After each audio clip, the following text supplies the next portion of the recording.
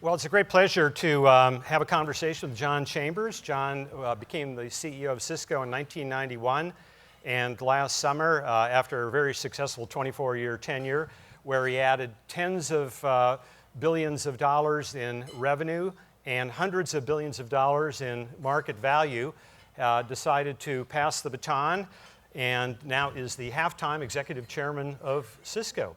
So tell us what you're doing with your life now. Well, you know, when you think about it, I think many of us in this room have a dream about building a company, and it's much like building a family. You want the company to do better after you move on to the next chapter in your works. What I do as executive chairman is focus on country digitization. I believe it's going to be the true equalizer. We all thought the internet would kind of equal things out on a global basis. The digital world will make that happen. And so I spend a lot of time in countries around the world, and it's amazing how fast they're moving. The second thing I do is focus on security, and I think it's a very appropriate topic because digitization does not happen without security. And how do we really make this new world we live in, both one from a privacy and a security perspective, effective?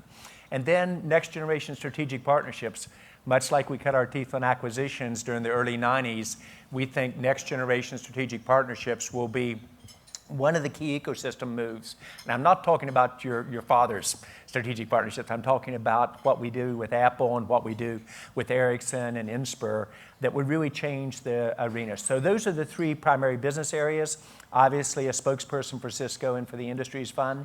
And then the other half of my time I spend with my family and candidly with the next generation startups, kind of as a, if you will, an angel investor and a coach of, you know, probably a handful or a little bit less than that of next generation companies.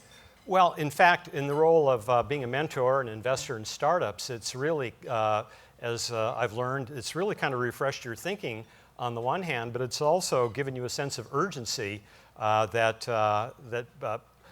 you've always had a sense of urgency, but a refreshed sense of urgency about the pace of change. It does. I think one of the many reasons that I encourage all of us, regardless of the size of our company, to spend time around the startups is startups think exponentially. And I mean this in a very sincere way. You also don't have any hesitation about taking on the incumbents and bringing them down.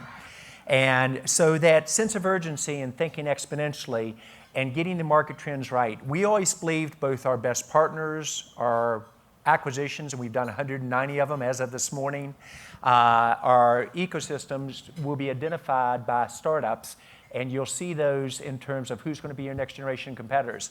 I personally, while I have tremendous respect for the big competitors, it will be the startups that will always give us the biggest challenge. So spending time with startups, seeing what are the key industry trends, seeing where you can develop an ecosystem of trust or acquisitions, but also proper respect for your next generation competitors because they will come from below.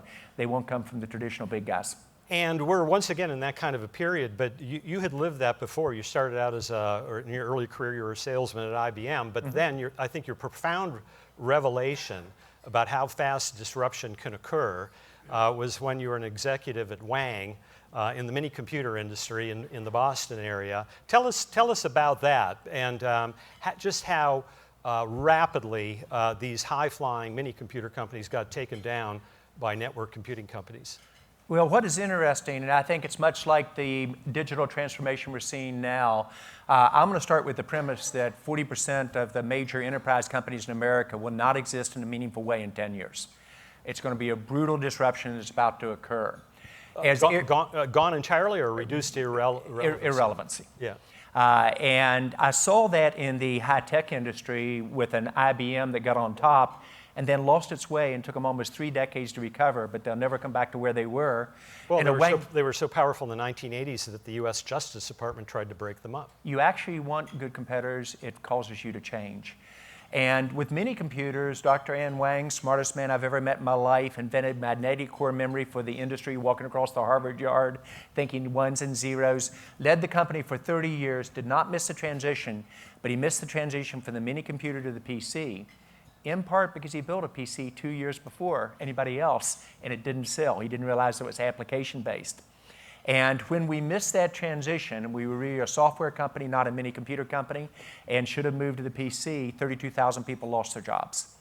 And so I came out of a Boston area, which many people in this room may not remember. It was the high-tech center of the world. around Route 128 there. MIT was the Stanford at that time, generating the startups. There were thousands of major high-tech companies. They're all gone. It's down to 2, and if you count EMC now becoming part of Dell, they're down to 1 player. So what it teaches you very early on is markets wait for no one. And as this transition occurs, where every company, every automobile company, every major manufacturing, every healthcare, every financial company becomes a true digital technology company, that speed of change, which you've only seen in our industry, is now going to occur across the board. And it will be exponential in its impact and the changes. So it took the mini-computer industry a decade to fall from grace. Today, it takes a great competitor who just makes a small mistake a year to fall from grace and become irrelevant. So the speed is about to change, and it offers both opportunities and challenges for all of us in this room. Well, it turns out that on Sunday night, Forbes had its own CIO conference in Half Moon Bay, and the opening speaker said something very provocative, and I want to know what you think about that. This is always dangerous, this is, because no matter what you say now, I'm in a defensive position, but I'm ready. And what I do is I buy a little bit of time to try to figure out what he's going to ask me by distracting the audience with a comment like I just made. Okay, I'm ready. Well, I was going to throw you softballs, but Quentin Hardy whispered in my ear, don't do your usual softball tossing. throw him a high hard one. Okay. Okay. But this isn't a high hard. This is a really provocative set of understandings. Andreessen Horowitz, Frank Chen of Andreessen Horowitz, gave an astonishing presentation in which he said the cloud of today, based on x86 architecture, will not last very many years longer, and it will be replaced by a cloud run on mobile phone technology architecture, so ARM technology, and that, because he said, volume always wins, and nobody sees it at the time. Nobody thought that x86s could run enterprises until suddenly they did.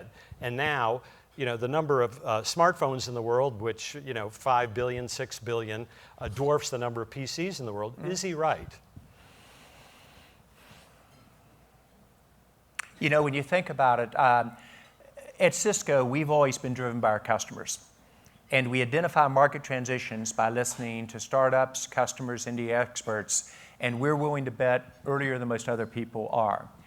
I think the transition from the traditional architectures, the PC, to the smartphone is absolutely right. Almost every financial organization, almost every government leader, whether it's Modi in India or whether it's Renzi in Italy, wants to bring government services and citizen services to the smartphone. So is he right that is going to be the gateway for many of the key applications to this next generation of technology? I think the answer is yes. However, I'm going to really challenge his thinking. If numbers win, and they're going to be 7 billion smartphones, let's even say 10 billion, you own several, approach, and if they're going to be 500 billion connections to the internet in 15 years, that's going to win, not the smartphone. And this is where that digital era, it's not about connectivity, it's getting the right information at the right time to the right person or machine to change your competitiveness, your health, your education. So I actually think that he may have identified a step, but maybe a couple years later. And I think really the next step now is to those 500 billion devices that will win. If numbers win, that's a no-brainer. The power of a network, as most people know, is the number of devices squared. 7 billion squared or 500 billion squared? Who wins? So I think you're going to really see a transformation in the digital era. Well, let's go back to your provocative statement about an extraordinarily high percentage of big companies that are fairly healthy today. Maybe they've hit flat spots in growth. Maybe some of them are even declining a little bit. That 40% of them will not be here. What's going to separate the ones that are going to disappear from the ones that make it? Take us inside, from the kind of CEO and the organizational structure of a survivor versus one that's going to fall off. Okay, I will, and maybe if I could add an adaptation to that question at the end about you'll never have a great company until you've had your setbacks, but let me save that for a second. If you watch, and what we do, we study our peers, our competitors, we go into every situation better briefed than anybody else. And whenever we make moves in the market, we come up with the rules of thumb, whatever you want to call them, the basic principles, whether it's to do 190 acquisitions and 22 years later still be the best in the world at it, where 90% of acquisitions high-tech fail, probably two-thirds of ours are successful and meet what our board said. It's because we developed that playbook. So if you watch what happens in this digital era, what companies will succeed and what ones will fail, the first and most important is you've got to catch market transitions. Your competition is not your competition. It's the market transition that you're on and how you adjust to that, whether it's a technology transition, different business model transition, different way customers buy, et cetera, or economic. So the old SWOT analysis, which basically benchmarks against your current competitors. It's looking out your rear view mirror. I'm from West Virginia. You look out your rear view mirror as you're driving, you're off the highway. Because that's the past. It's 2 years behind. Second reason is that the organizations keep doing the right thing too long. And remember, most of us in business school were trained 3 to 5% increase in productivity per year. That's what makes for a great company. We were talking about some great companies at the table, and we were talking how they do that so very well. That's over. You've got to really think differently. If you continue doing the right thing too long, you're going to be in real trouble. Witness the automotive companies around the world. They waited too long to make this transition to digitization, and now all of them are starting to move with tremendous speed, where they realize their money is going to be around connectivity. It isn't going to be building the razor. It's going to be building the blades with the access to data. And if they don't gain the access to data captured in that car, if Apple gets that, or Google or Facebook, their profitability in the future is going to be changed. So the people heading these new CEOs of these companies and the automotive company are high-tech people.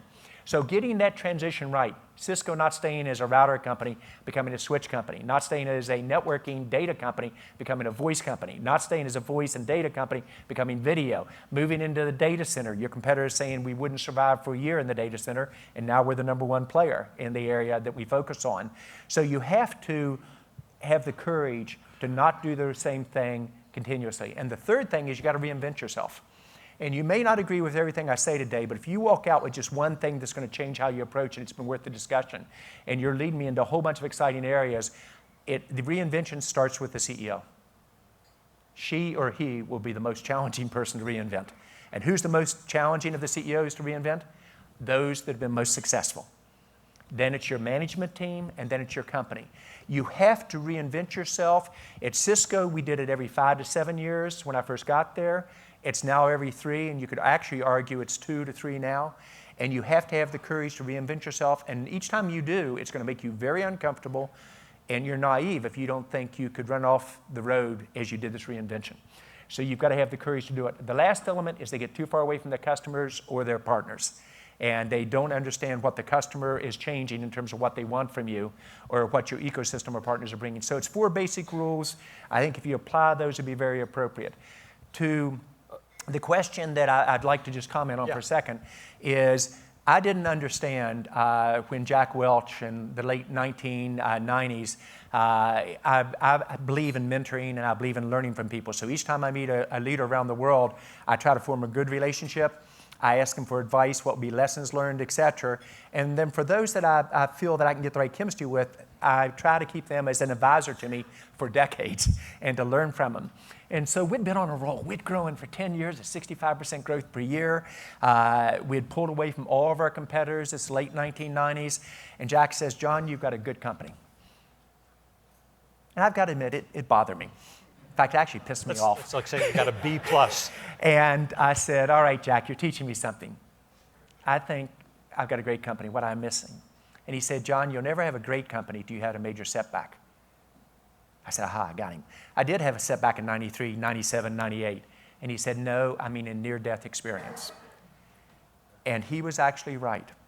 Having gone through in 2000, 2001, a near-death experience where almost all of our competitors got wiped out. And we came through that stronger than anybody else. But we went from the most valuable company in the world to one that people are saying, do you know what you're doing? And we came back out of it. That is what allows you to make a great company. So we often think about exponential growth, and boy, the companies that have never been knocked on their tail are the greatest companies in the world. I would argue they're the greatest of the current generation, but they will never be great for the next generation until they get knocked down and they get picked back up. And so as a leader, whether you're a leader of a startup in this room or the leader of a very large company, until you have brought your company through this, until you've got that built into your DNA, I would argue that you will be exactly like Wang. Wang Laboratories was the last mini computer company to fall. And the Boston Globe actually said it after Digital collapsed and others and Data General. And Dr. Wang brought it into my office, the paper, and we were very good friends. And he said, "John, isn't it great?" It said, "Only Wang is yet to fall." And I said, "Dr. Wang, it's really bad because we may not get back up," and we didn't. So on the 5 things that cause a company to have to change in this digital era, the 5th one would be you actually are more product of your setback or your challenges. You just don't want to have them too often or you're not going to survive. But that 1 or 2 builds more of your leadership capabilities or more of your company culture than all the successes combined. And when you study the life of Steve Jobs, the really interesting thing is what a flawed manager he was the first time at Apple and how he became a really great one for the ages his second time. And in between, he had some setbacks and some learning experiences. But talk about, you've always prided yourself when you were CEO at Cisco as being extremely attentive to your employees' needs, healthcare needs, family needs. But you realized a few years ago that you had to fundamentally change the sales organization, and that some people were going to make it, and some people who'd been loyal employees in an era where a previous organizational structure might have worked really well for you, yes, couldn't make the transition. How were you able to do that? Change the Cisco culture without destroying the kinds of all the virtues that it had, including trust and loyalty? Yeah, it's a very difficult balance because when you change people because of economic survival during an economic downturn or a market transition, the employees understand that. It's when you change people because you reposition for the future and you do it no matter how tight the Cisco family was, because this is how fast the market's going to go. Because if we thought it was going to move slower, we would have done it in an entirely different way. So where you're leading me is when we came up with our own digitization architecture for where we thought our company had to go, the technology part, which we all talk about this conference, was actually the easy part. The mobility, the security, the cloud, the connectivity, everything that goes together. It was changing the organization structure and evolving the culture, including the compensation system, to design around speed of innovation. So easy to say, so very, very difficult to do. So where you led me is that a sales organization that many would say is among the best in the high tech, I think it is the best, and very proud of what I built and what Chuck's built into the sales organization. We changed 41% of our client interfacing executives, people. Best sales organization in the world in a period of 18 months because they were selling routers and switches and data networking and data center. We were moving to outcome, digitization, architectures, and business partnership. We unfortunately had to do the same thing with engineering. We, in a period of 45 days, changed out 24 of our 92 engineering leads because they were leaders who managed in a silo. And we were moving to breaking down the silos and focus on outcomes. And they could not make that transition, and we did not have 2 to 3 years to help them through the transition. And so a company that I know every illness of every employee that is life-threatening for them, their children, their spouses. And I talk to people almost every day on the phone, not just to say we're there for you, we're there to take you wherever their best is in the world, and we make such a difference in people's lives. And we still listen to every critical account in the world every day. I think we're the only company that does that at the senior management level, because we're going to be there for our customers if they get in trouble. To make those transitions was one of the hardest things I've ever done. But in this environment, it is about survival. You either disrupt or you're going to get disrupted. And the speed of disruption will not be like the automotive industry disrupted over 2 decades, or the mainframe industry disrupted over a decade, or the mini computer disruption over 7 years. It's going to be 1 to 2 years. You miss that transition by 1 to 2 years, you're roadkill. You get left behind. You miss the bus. Well, let's switch to something else.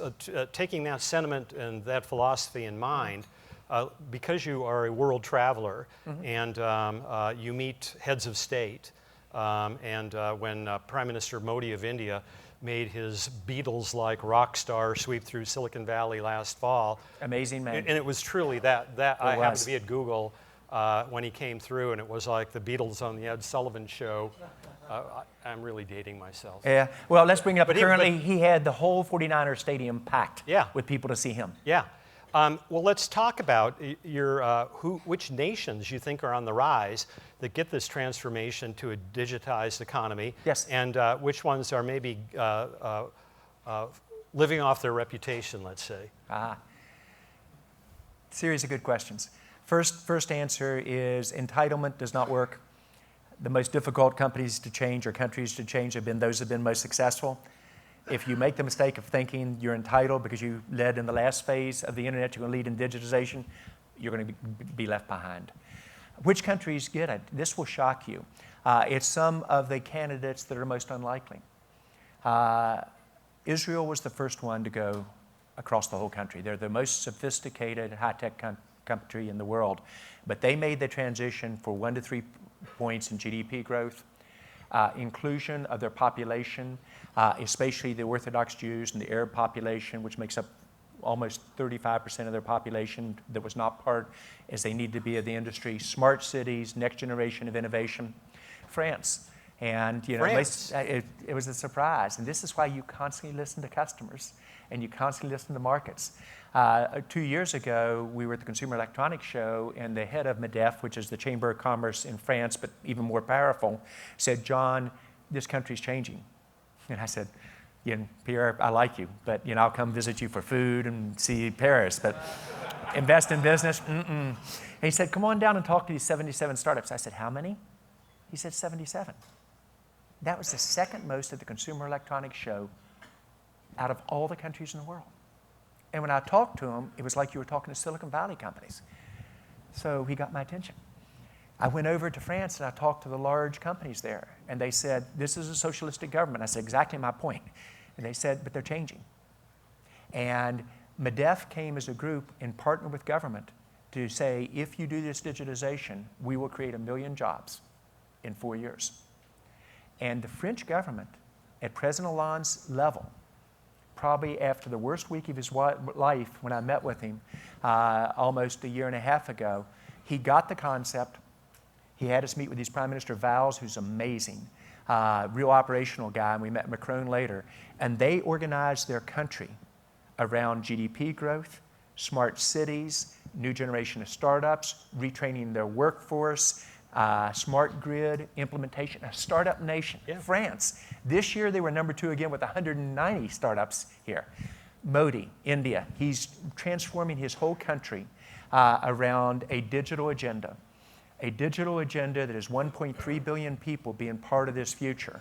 That is connectivity, not just by smartphones, but initially connectivity with hundreds of billions of devices. What I learned is that real-time voice translation, which is now pretty much possible. Yes. It's going to be an absolute game changer in India, combined with this kind of network, with 26 or 7 languages spoken and hundreds of dialects. It is, but I think the bigger one's going to be they will build out the most advanced infrastructure in the world at 6 times the capacity of the U.S. infrastructure at 1/5 the cost. The way of communication will not be voice, it will be video.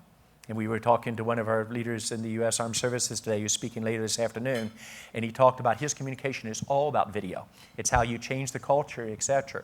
They're going to build capability to bring healthcare and education to every citizen, every smartphone or smart device in their country through this type of capability. It will spawn a whole generation of startups. So if I were betting on one emerging country right now, bet on India. I said that right after Modi got elected. That was a tough call then. Today, with 7% growth and a possibility to grow 9 or 10, it is the startup nation. It is one of the best places to do business. India's had false starts, false dawns before. 2005. Yeah, I remember I talked to a commercial real estate developer active around the world, and he said, "I've been burned in India so many times that I now have come to believe that India is an acronym, and it stands for I'll never do it again."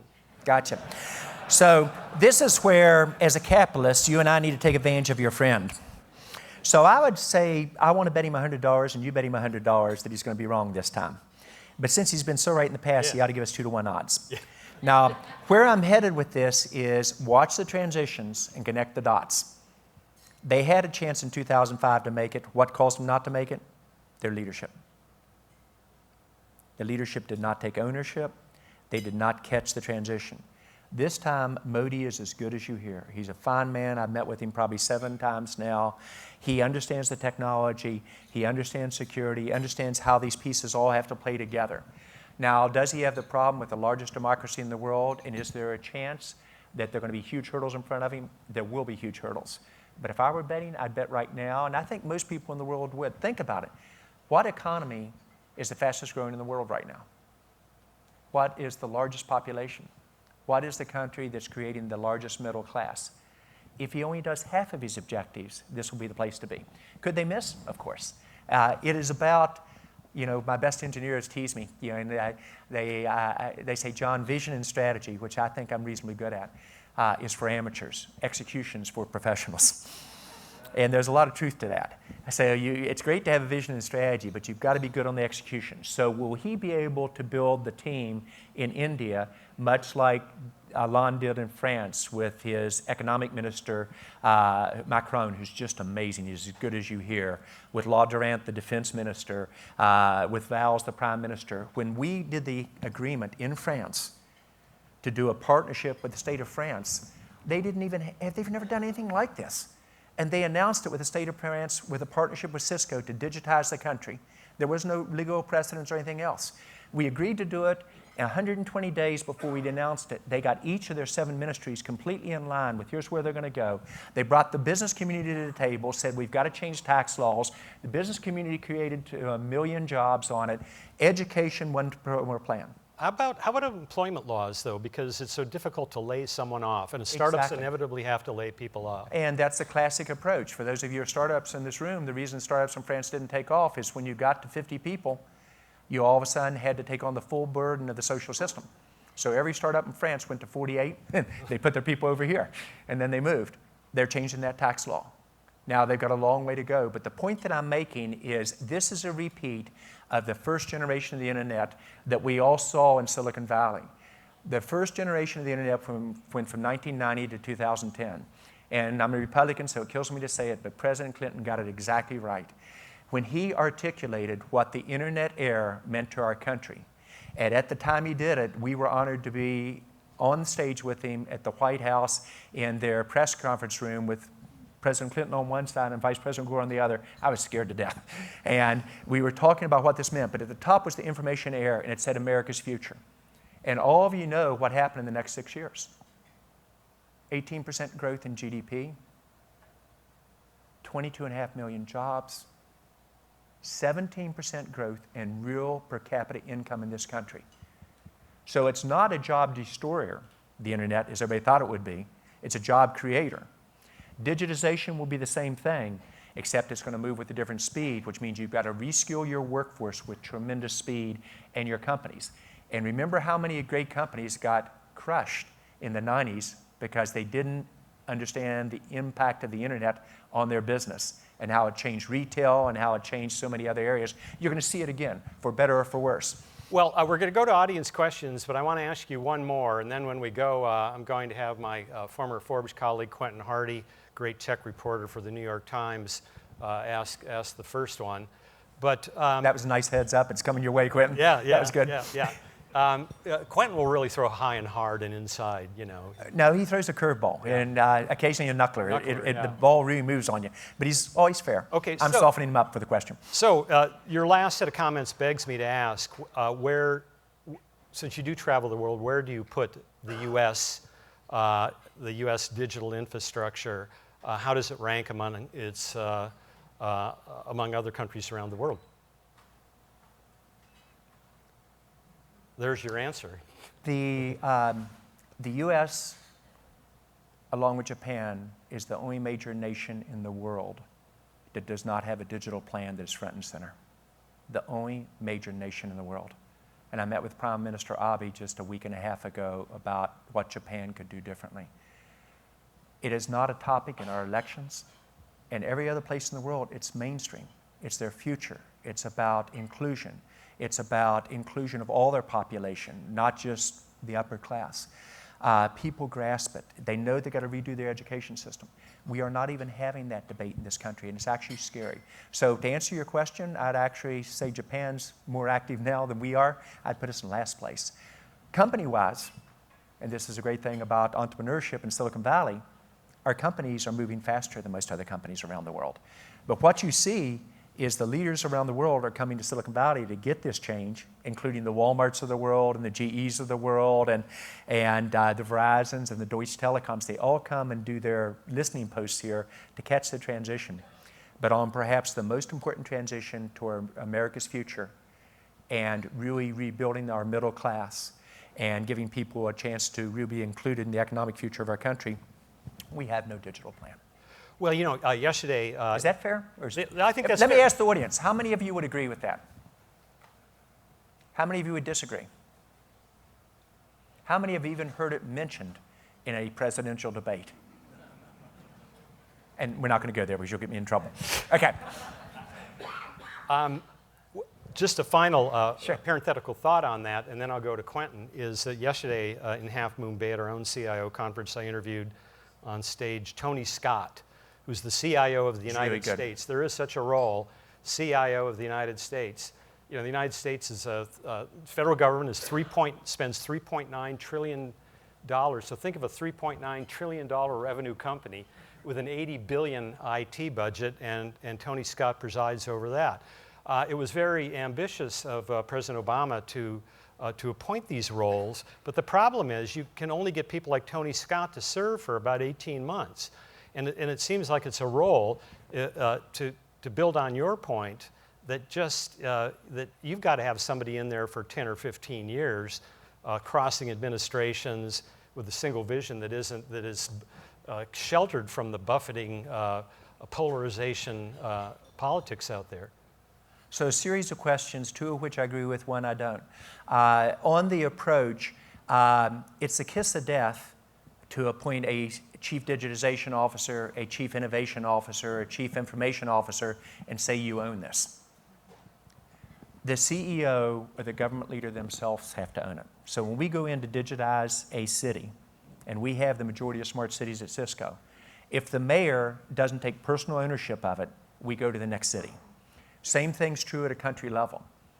Until Cameron says, I will personally own this, and here are the two people that will own it for me within the UK, and I want you to go to Manchester and Birmingham, not London, because London's set up wrong structurally to be a smart city because of the way they make decisions. And until that comes from the top down, you can have the best CIO or chief digitization officer, innovation officer. The leader has to own it. It has to be his or her passion, like it is with Merkel and Germany with Industry 4.0, only the Germans have to move faster. And then you've got to get a team around you. You've got to put back to why companies fail. You've got to get this market transition. You've got to quit doing the right thing too long. You've got to restructure your organization. That leader has to drive it through. And then you've got to get operational people who can execute off of it. So that's the challenge that we face on it. Anybody that leaves one of your own employees in the same job longer than 5 years, you're probably going to be disappointed because most people do not reinvent themselves. It's so important to move people around to different areas because it's the real exception. And I had one of my competitors ask me this a number of years ago. He said, John, I want to congratulate you about changing your company so fast and reinventing it again and again and again. And then I said what you said. I said, that's why a CEO's got to be in the job for 10 years. And he said, now we're going to disagree as usual.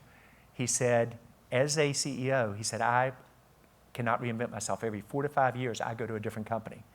And he could see I wasn't buying it.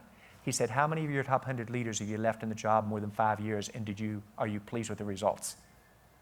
And he had me, only one, Joe Pinto, because he reinvented himself. So I think it isn't the time that that person stays in the job as CIO for the US. Our next president has to own this as a top objective for her or for him. They've got to get operational people around them who can implement them. The CIO can be the implementer, but you're going to have to combine that. To merely empower somebody and anoint them will fail. And very quickly, with a one-word answer, next president of the United States will be? I'm going to take 10 to 1 odds on my answer. And probably most people in this room would disagree with it. John Casey. He could do a great job. I don't disagree at all. Quentin, I don't know if we have mics, so if we don't, maybe you can repeat the question. Yeah, and I'm probably already in trouble on that answer, but that's okay. You can spin it. You can spin it. My outdoor voice. Okay, here Okay. we have I'll still use my outdoor voice. Okay, let me make it a bit of a two-parter because you broke down the fourth wall so well and told your strategy. When you talk about digitization, Yes. let me restate it a little bit. It is within 5 or 10 years, there really won't be a place on much of the face of the earth where you won't be within whispering distance of supercomputing in some form or other, right? Agreed. An immense number of objects will be in continuous digital connection. Broadband will allow enormous databases, hundreds of petabytes in even ordinary businesses. AI will be applied against these to find new patterns and habits we don't pretend to understand right now. The velocity of work, the velocity of connection will accelerate in ways we can't understand. This is an architecture that kind of fundamentally changes civilization.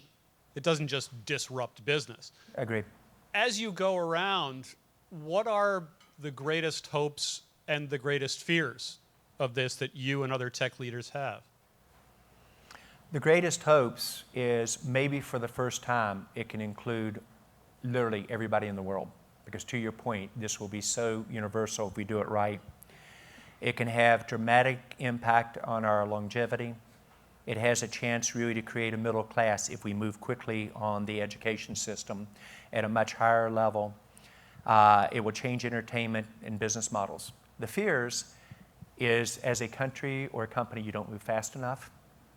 The fears are that just like the agricultural revolution to the industrial revolution, 90% of the people used to work in agriculture. There clearly was not job destruction, but it happened over a long period of time, and the internet era happened over 2 decades. This one will be much faster.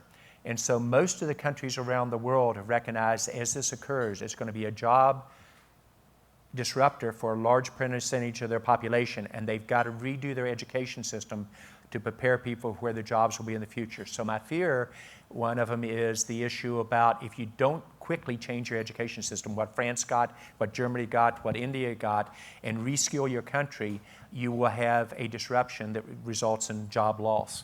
Security, the words of the future will be about taking out infrastructure.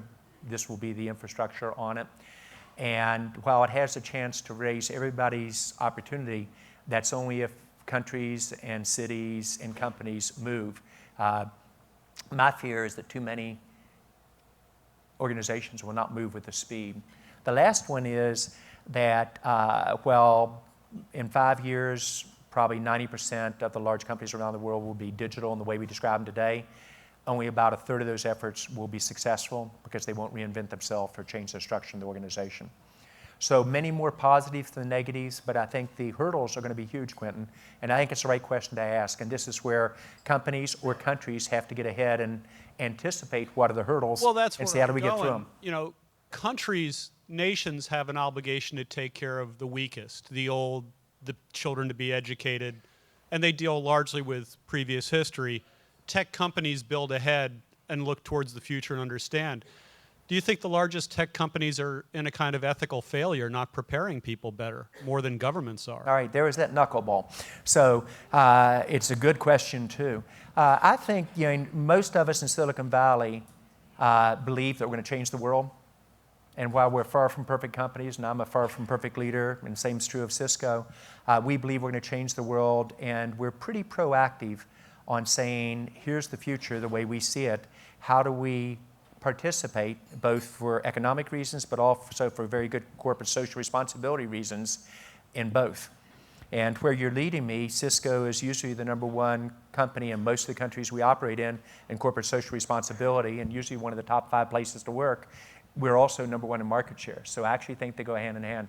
So I actually would probably defend Silicon Valley and most tech companies in the sense that I think they understand what's happening here, and most of us really want to change the world for the better.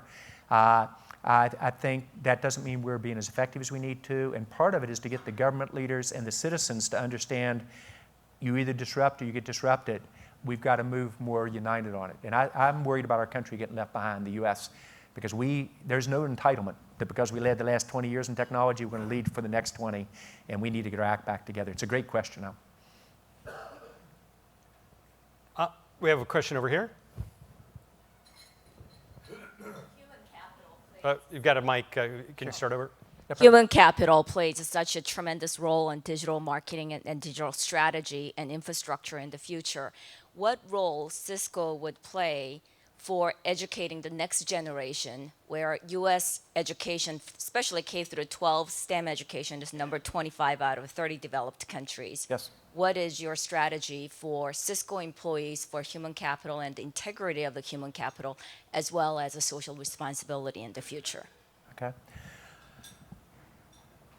So as it relates to the U.S., I think most of us in this room would agree K through 12 is completely broken. We're non-competitive on a global basis. And because of that, you will not have a large middle class unless we change that. The second is this is one where I think our government leaders, business leaders, and citizens have the courage to say no longer are we going to tolerate this, and we're going to do something radical and try different approaches to it.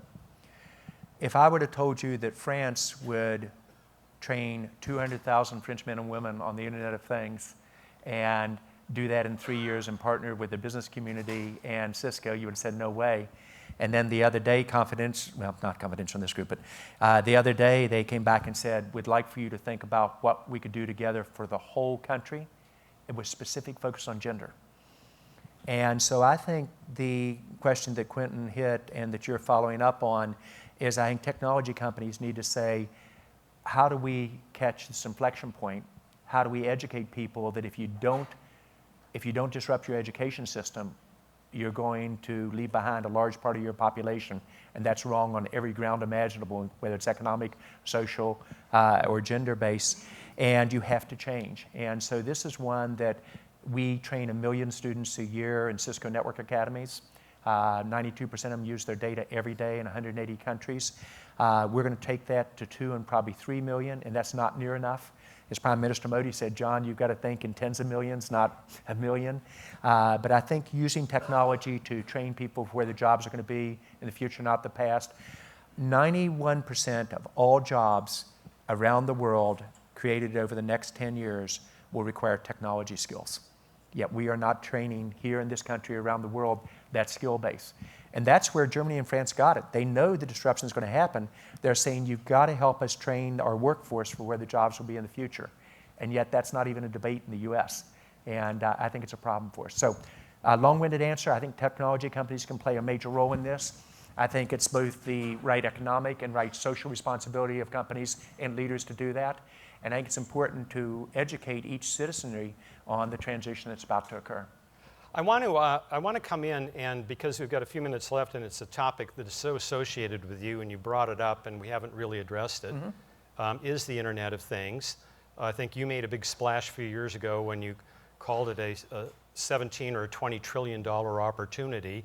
Now some major investment banks are saying you were really conservative wrong. by 2x or 5x. Yeah, and so what excites you most about that, and particularly because Cisco has been an acquirer of 190 companies over the last 22 years.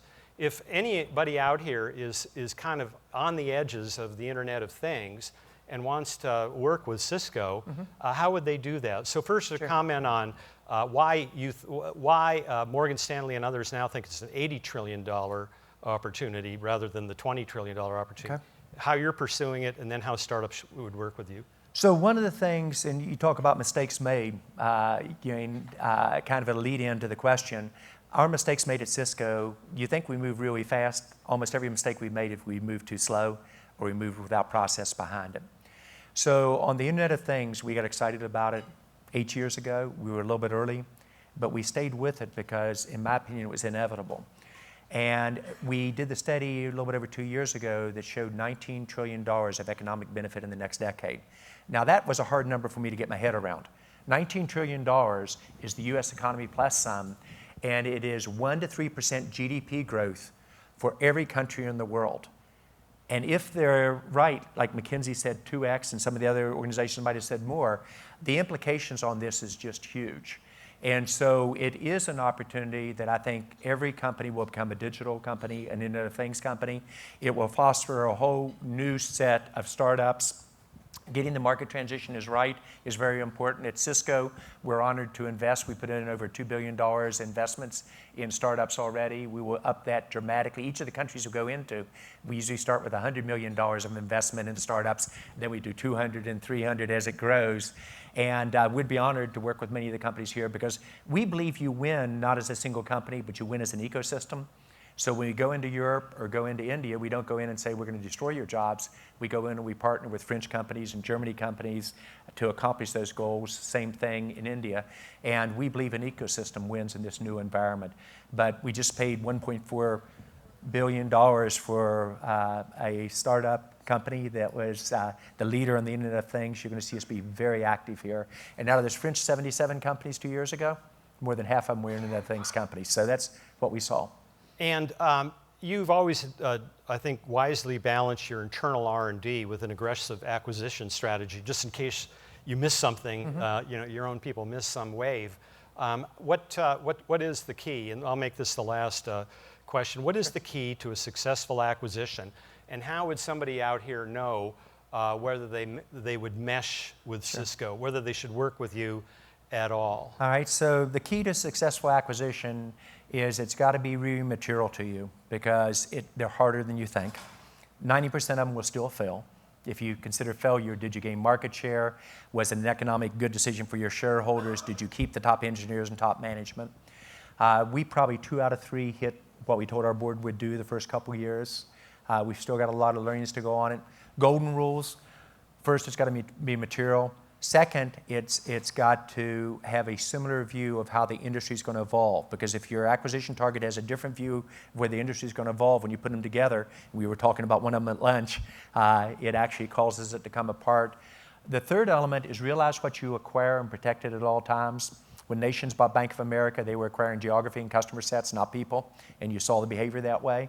When we acquire a company, we're acquiring the management team, next generation product, the key engineers.